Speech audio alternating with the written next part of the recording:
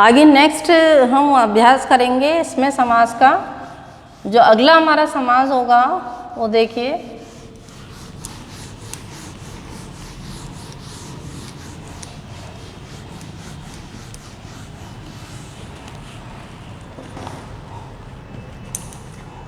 कर्मधारय समास। तीसरा जो समास है वो कौन सा होगा? कर्मधारय समास। कर्मधारय समास। जिस प्रकार से हमने अव्ययी भाव समास को जाना, तत्पुरुष समास को जाना, उसी तरीके से कर्मधारय समास क्या होता है कि जिस समास के समस्त पद में विशेषण और विशेष्य का संबंध होता है या उपमेय या उपमान का संबंध हो, उसका योग होता है और समस्त पद एक ही कारक कर्ता कारक की विभक्ति में आता है, उसे कर्मधारय समास कहते हैं। तो यहाँ पर विशेषण और विशेष्य कि विशेषण क्या है, जो जिसकी विशेषता बताई जा रही है, और विशेष्य यानी जिसके बारे में कहा जा रहा है, विशेष्य कहलाता है। उसी तरीके से जैसे संज्ञा या सर्वनाम की विशेषता बताने वाले शब्दों को क्या कहते हैं? विशेषण कहते हैं। यह आपने छोटी कक्षाओं में पढ़ा है। उसी तरीके से उपमेय और उपमान। उपमेय यानी होता है कि जो हमारे सामने दिखाई देती है प्रस्तुत वस्तु, जो हमारे सामने नज़र आ रही है प्रस्तुत वस्तु, वो उपमेय कहलाती है। और हम जिसकी तुलना किसी से करते हैं जो हमारे सामने नहीं है, तो वो उसको उपमान कहलाएगा। तो यहाँ पर हम इसकी परिभाषा देखते हैं कि जिस समास के समस्त पद में विशेषण और विशेष्य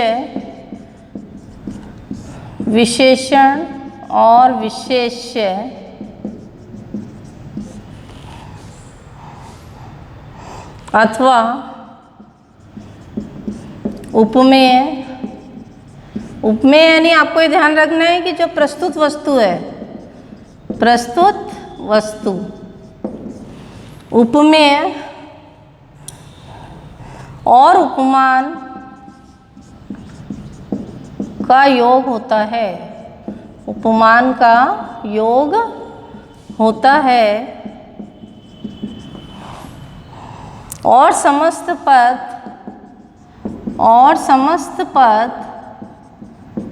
एक ही कारक कर्ता कारक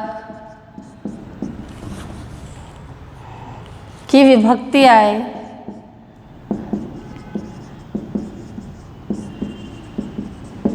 तो वो कर्मधारय समास कहलाएगा। तो वह कर्मधारय समास कहलाता है।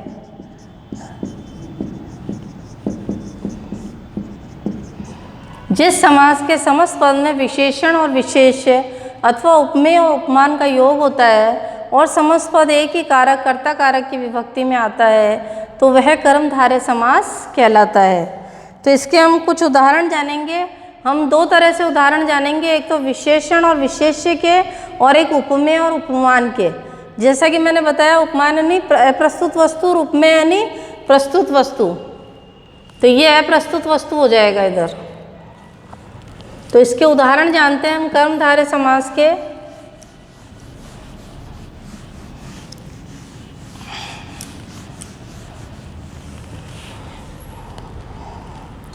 तो सबसे पहले हम यहाँ लाइन बनाएंगे। सबसे पहले क्या लिखेंगे हम? समस्त पद के अंतर्गत दोनों पद आ गए, उत्तर पद और पूर्व पद।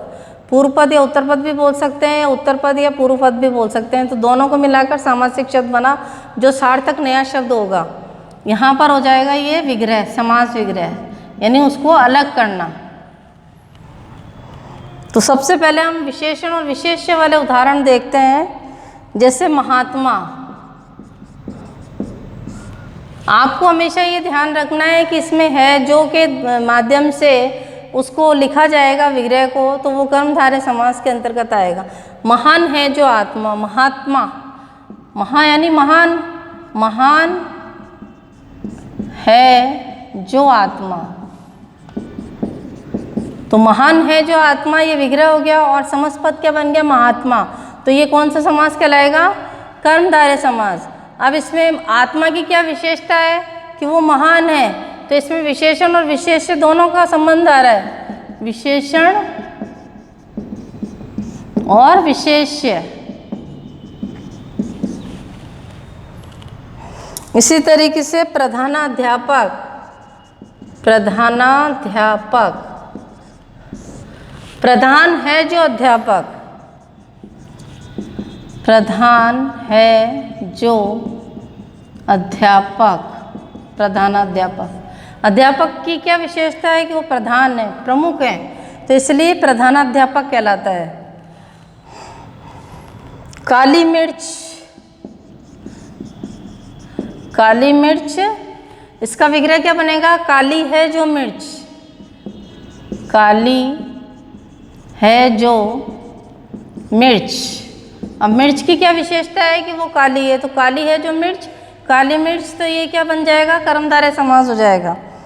इसी तरीके से बंजर भूमि, बंजर भूमि, बंजर है जो भूमि, बंजर है जो भूमि। इसी तरीके से सद्धर्म, सद यानी सच्चा, सच्चा है जो धर्म, सच्चा है जो धर्म, तो वो सद्धर्म कहलाएगा। इसी तरीके से शुभागमन, शुभ है जो आगमन, शुभागमन, शुभ है जिसका आगमन, शुभ है जो आगमन, तो ये भी विशेषण और विशेष्य का संबंध बता रहा है। तो ये शुभागमन, शुभ है जो आगमन, ये तत्पुरुष कर्मधारय समास के अंतर्गत आएगा। कच्चे आम, कच्चे हैं जो आम, कच्चे हैं, कच्चे आम, समास पद क्या होगा? कच्चे आम। तो विग्रह क्या बन जाएगा? कच्चे हैं जो आम, कच्चे हैं जो आम। इसी तरीके से पके खरबूजे, पके हैं जो खरबूजे, खरबूजों की क्या विशेषता है कि वो पके हैं, पके खरबूजे, पके हैं जो खरबूजे।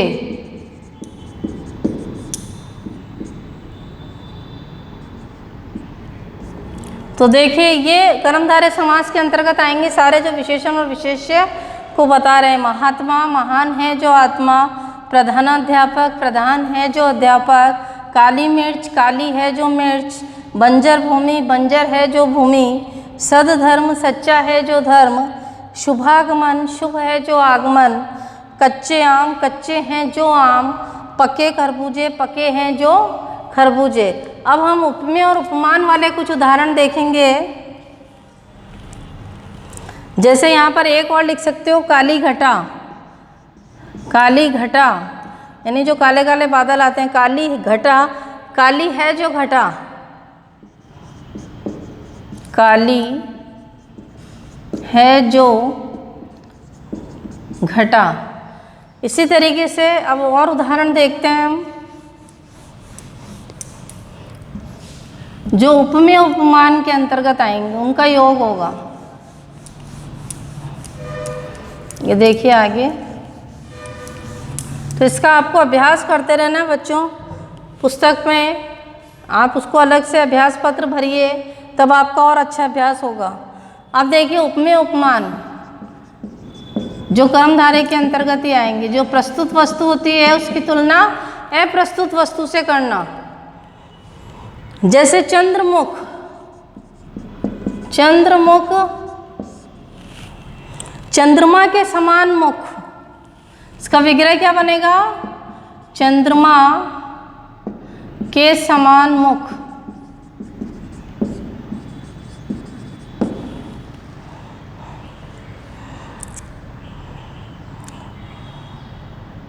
क्रोधाग्नि,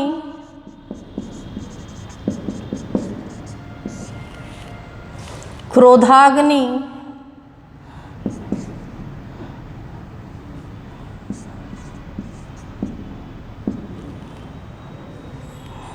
अग्नि के समान क्रोध,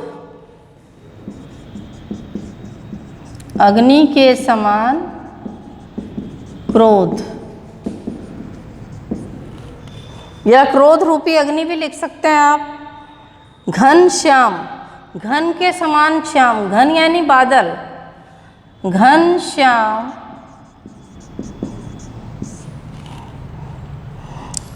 घन के समान, घन के समान श्याम। यहाँ घन किसके लिए आया है? बादल के लिए आया है। इसी तरीके से दंत मुक्ता, मोती के समान दांत,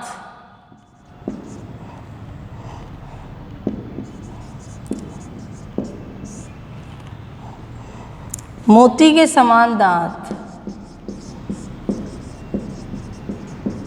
तो ये इसका विग्रह बन जाएगा। प्राण प्रिय, प्राणों के समान प्रिय, प्राण प्रिय, प्राण से प्रिय, प्राण के समान प्रिय, प्राण के समान प्रिय। कुसुम कोमल, कुसुम के समान कोमल, कुसुम यानी होता है फूल, कुसुम कोमल,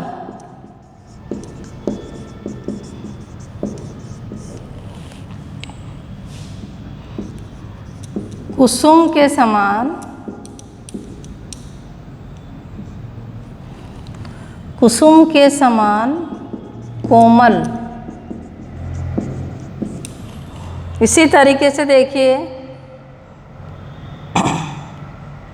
सूर्याभा, सूर्य के समान आभा यानी चमक, सूर्याभा, सूर्य के समान, सूर्य के समान आभा। इसी तरीके से कमल नयन, कमल के समान नयन, कमल नयन, कमल के समान नयन, कमल के समान नयन, कमल नयन।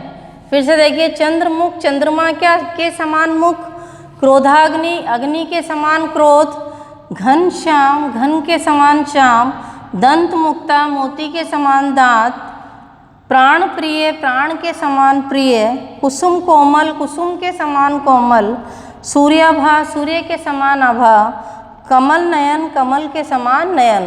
तो ये उपमेय और उपमान को बता रहे हैं। तो उसमें प्रस्तुत और अप्रस्तुत वस्तु आ रही है, तो उसका क्या हो जाएगा? आपके कर्मधारय समास के अंतर्गत आएंगे।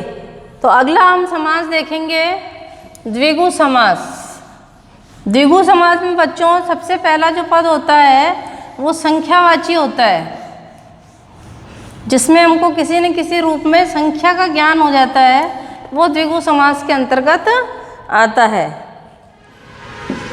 तो इसका जो चौथा है द्विगु समास, द्विगु समास, जिसका पहला पद क्या होता है? संख्यावाची होता है। जिस समास के पूर्व पद में संख्यात्मक शब्द आता है और समस्त पद या समूह या समाहार का ज्ञान देता है, उसे द्विगु समास कहते हैं। तो जिस समास के पूर्व पद में, परिभाषा देखिए इसकी, जिस समास के पूर्व पद में, जिस समास के पूर्व पद में संख्यात्मक शब्द आए, संख्यात्मक शब्द आए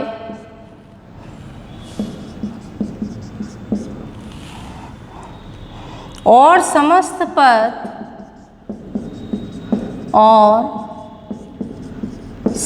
पद समूह अथवा समाहार का ज्ञान दे, तो वह द्विगु समास कहलाता है। तो वह द्विगु समास कहलाता है। तो द्विगु समास के हम उदाहरण देखेंगे। देखिए, सबसे पहले हम यहाँ बीच में लाइन बना देते हैं, इसके दो पार्ट कर लेते हैं। एक तरफ तो हम लिखते हैं यहाँ पर समस्त पद विग्रह, फिर उधर भी इस तरीके से बना देंगे समस्त पद और विग्रह।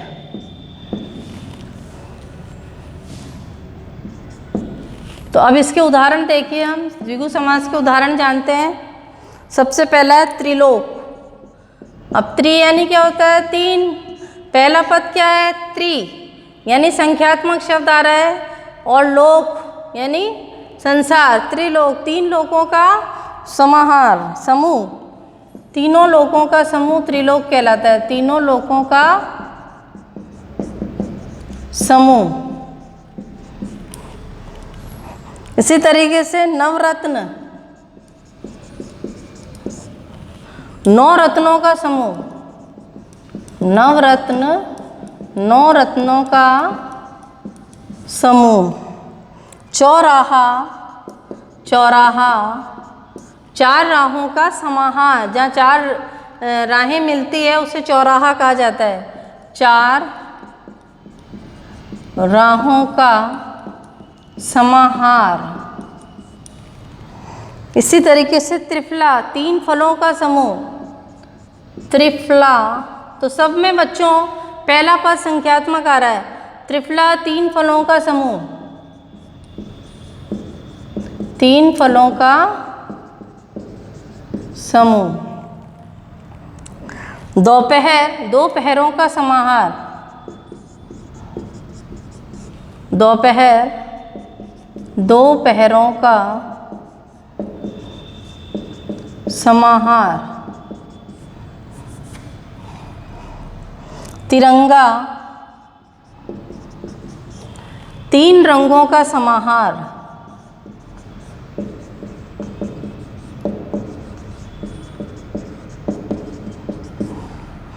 तीन रंगों का समाहार। इसी तरीके से अठन्नी, 8 आनों का समूह।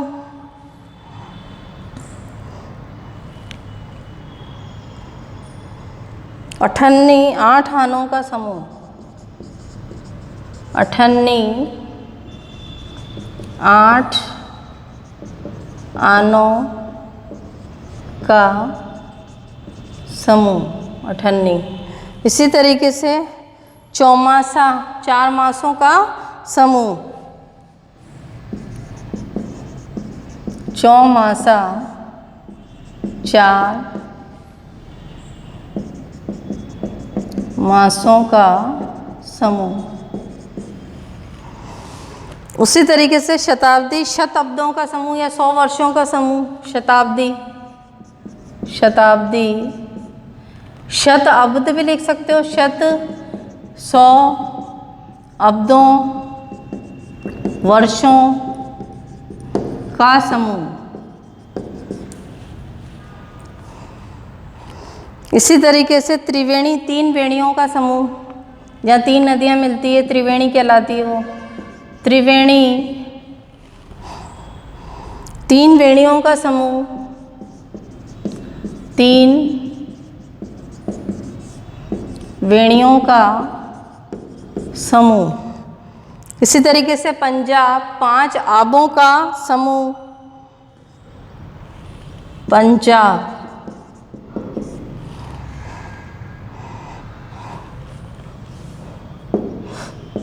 5 आबों या नदियों को भी लिख सकते हैं। 5 आबों का समूह। इसी तरीके से देखिए नवनिधि, 9 निधियों का समूह। नवनिधि, नव यानी 9, 9 निधियों का समूह। इसी तरीके से अष्ट सिद्धि, 8 सिद्धियों का समाहार। पंचतंत्र, 5 तंत्रों का समूह, 5 तंत्रों का